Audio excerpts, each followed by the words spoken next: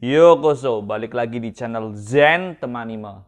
Ya, jadi guys, rencananya sebelum lebaran saya akan kelarin dua konten video, yakni lanjutan Kage no Jitsurokusa Part 4 dan juga One Punch Man chapter terbaru yang kabarnya bakal keluar tanggal 20 nanti, sebelum hari raya ya.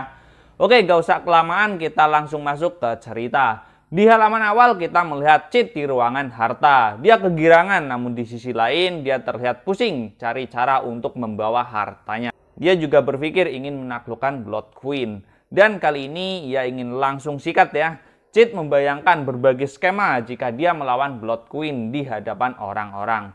Baginya itu cukup keren, jadi dia memutuskan untuk membawa hartanya belakangan. Kita beralih scan ke tempat si Claire dan juga Mary. Ini di chapter sebelumnya ya, melanjutkan chapter yang lalu.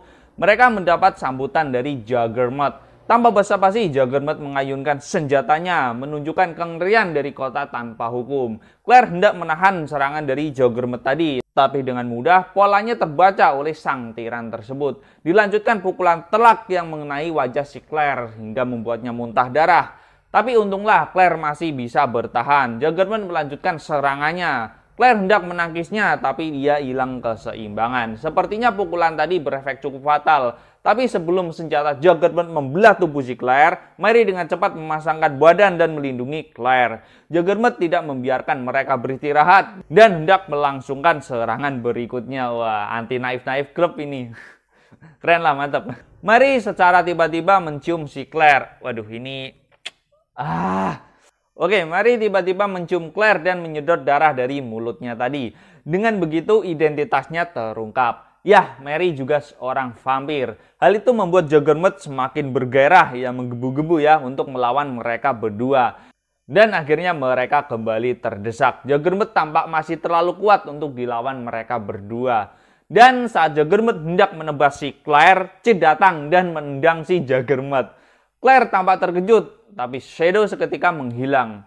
Mary meminta maaf kepada si Claire dan mengungkapkan identitas dirinya yang sebenarnya kepada si Claire. Kemudian kita mendapat flashback masa lalu si Mary. Nampaknya di masa lalu Ratu Elizabeth punya keinginan untuk hidup berdampingan dengan manusia. Para manusia terlihat mencintai dan menghormati Elizabeth tanpa terkecuali. Tapi suatu ketika Elizabeth membantai seluruh penduduk. Ternyata itu adalah salah satu bawahannya yang dengan sengaja menaruh darah manusia di makanan Ratu Elizabeth.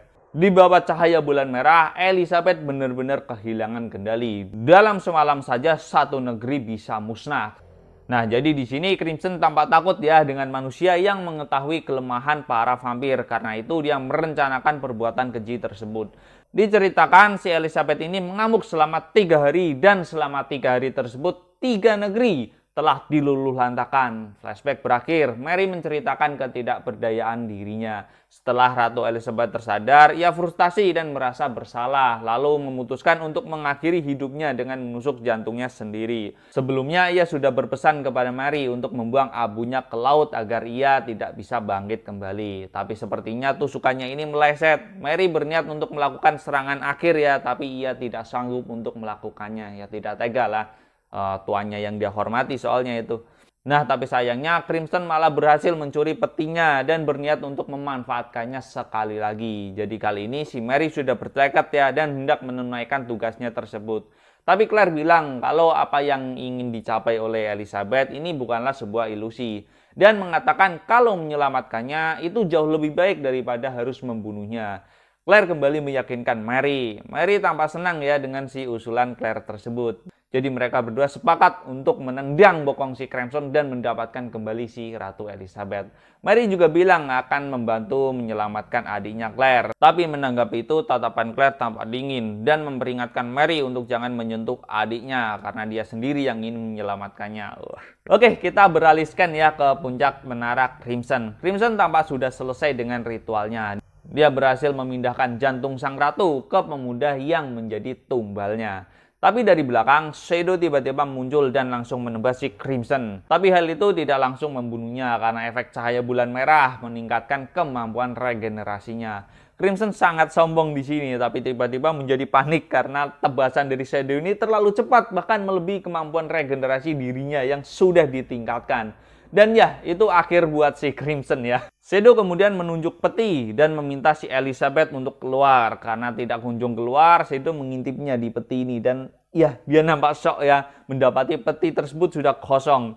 Shadow tampak bingung ya, karena Elizabeth tidak ada dimanapun. Dan memutuskan untuk kembali ke ruang harta. Tapi mayat yang sudah ditanamkan jantung oleh Crimson tadi, ini mulai beraksi ya. Dan chapter berakhir di sini, minasan.